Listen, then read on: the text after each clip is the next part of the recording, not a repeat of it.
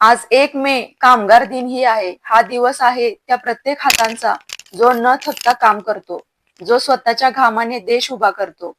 पण आज कामगारांच्या हक्कांबद्दल बोलताना आपण एका महान व्यक्तीचं नाव नक्की घ्यायला हवं. Doctor B.R. आंबेडकर. होय, भारतीय कामगारांच्या हक्कांसाठी लढणारे, त्यांना न्याय मिळवून देणारे डॉक्टर बाबासाहेब आंबेडकर.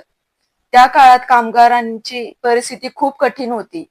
12 ते 14 तास काम, कुठलाही ठराविक वेळ नाही, विश्रांती नाही, सुरक्षितता नाही. पण बाबासाहेबांनी हे अन्याय मान्य केले नाहीत. 1942 साली जेव्हा ते लेबर मेंबर होते, तेव्हा त्यांनी एक ऐतिहासिक निर्णय घेतला. 8 तासांचा कामाचा दिवस. आज आपल्याला तो 8 तास काम नियम सहज वाटतो. तो बाबासाहेबांच्या संघर्षामुळे मिळाला आहे. इतकंच नाही, त्यांनी कामगारांसाठी आणखी अनेक महत्वाचे निर्णय घेतले.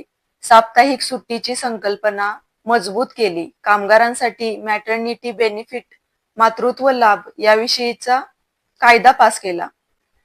कामाच्या ठिकाणी सुरक्षिततेचे नियम, समान वेतन आणि न्याय वागणूक यासाठी प्रयत्न.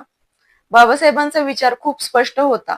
कामगार फक्त काम करणारा नाही, तो माणूस आहे. त्याला सन्मान हवा. त्यांनी कामगारांना केवळ हक्क दिले नाहीत, तर त्यांना आत्मसन्मान दिला. आज आपण जेव्हा आरामात 8 तास काम करून घरी जातो, तेव्हा थोडा विचार करा. हा अधिकार आपल्याला सहज मिळालेला नाही. कोणीतरी त्यासाठी लढलं आहे.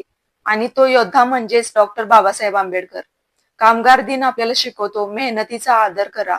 आणि बाबासाहेब आपल्याला शिकवतात हक्कांसाठी उभं राहा. जर आपण या दोन्ही गोष्टी लक्षात ठेवल्या तर समाज नक्कीच अधिक न्याय बनेल.